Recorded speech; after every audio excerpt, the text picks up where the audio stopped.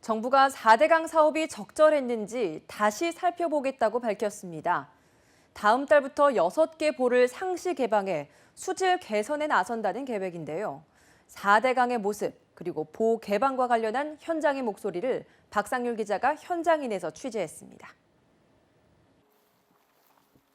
4대강 사업으로 보가 설치된 금강 주변. 물고기가 죽은 채 강에 떠 있습니다. 선선한 5월 말 강 주변은 벌써부터 얇은 녹조띠가 보이고 악취를 풍깁니다.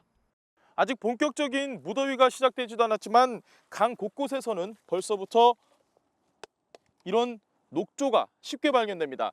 얼마나 수질이 오염됐는지 짐작해 할 수 있는 부분입니다.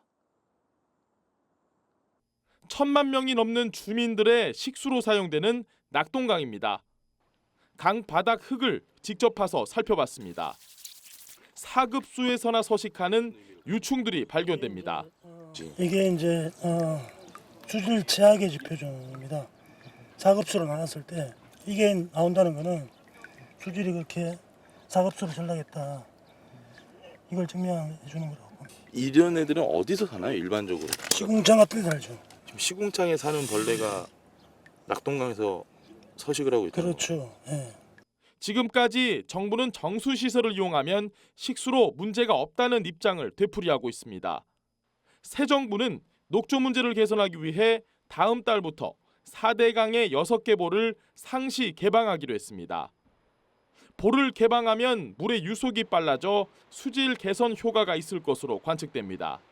그 물이 흐름이 생기면 그 정체돼 있던 물이 흘러가면서 건강한 상태로 이제 돌아갈 수가 있습니다. 그 자리에는 다시 원래 있었던 모래들, 그 모래들이 다시 돌아오게 된다면은 녹조들도 자연스럽게 사라진다고 볼 수가 있습니다. 수질 개선은 곧 생태계 회복으로 이어집니다. 하지만 일부 농민은 걱정이 앞섭니다. 낙동강 주변 고령에서 35년째 농사를 짓고 있는 이병화 씨는 물 걱정을 토로합니다. 좀 문제될 것 같아요. 어떤 부분이죠? 4대강 보에 물 담아놨을 때는 물 퍼기가 좋았는데 빠지고 나면 물이 없잖아요. 밭이 저 멀리 있으니까 그래서 좀 애로사항이 좀 있지. 빠지면 안 되겠네. 그러면 농사는 못 지잖아. 아 그런데 그거 해결해줘야 되지. 올 들어 심각한 가뭄이 이어지고 있어 가둬놓은 물을 흘려보내면 주변 농지에는 용수 공급에 차질이 빚어질 우려가 나옵니다. 지금 같이 가뭄 현상이 심한 그 지역에 물을 공급해 줌으로써 그 농업용수 해결에 도움이 될 것으로. 아울러 보가 개방되면 유속이 빨라지면서 강바닥이 파이는 세굴 현상에 따라 주변 교량의 안전을 위협할 수 있다는 지적도 나옵니다. 보 상류에는 이와 같은 유속이 증가되기 때문에 유속 증가로 인해서 만약에 이 지점에 교각이 있게 되면 교각 하부에도 이제 세굴이 되기 때문에 결국은 교각이 가라앉게 되죠. 그렇게 되면 교량 붕괴로 이어질 가능성이 있습니다. 4대강을 둘러본 결과 4대강 사업이 졸속으로 추진된 흔적은 곳곳에서 드러났습니다. 이곳은 보에 저장된 물을 농지로 공급하기 위한 도수로를 짓는 공사 현장입니다. 4대강 사업은 원활한 용수 공급을 통해 가뭄에 효율적으로 대비한다는 장점을 부각시켰는데요. 원활한 용수 공급을 위해서는 추가적인 비용이 더 들어가야 하는 상황인 겁니다. 어른 키만한 수풀로 뒤덮인 이곳. 4대강 사업 당시 강 주변에 10억 원 넘는 예산을 들여 조성한 공원이지만 지금은 침소 지역으로 지정돼 찾는 사람이 아무도 없습니다.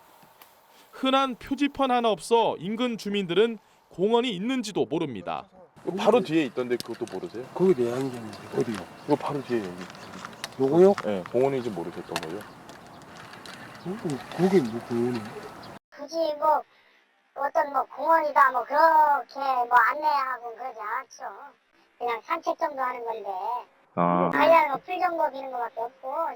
4대강 사업은 이미 3번의 감사를 마쳤지만 사업의 적합성에 대한 논란은 아직 현재 진행형입니다. 당장 다음 달부터 일부 보가 개방되면 여러 문제가 해결될 수도 있고 또 다른 문제가 발생할 수도 있습니다. 사전에 꼼꼼한 준비 과정을 거쳐 수십조 원의 예산이 투입된 사업을 어떻게 활용할 수 있을지 진지한 고민이 필요한 시점입니다. 지금까지 현장인이었습니다.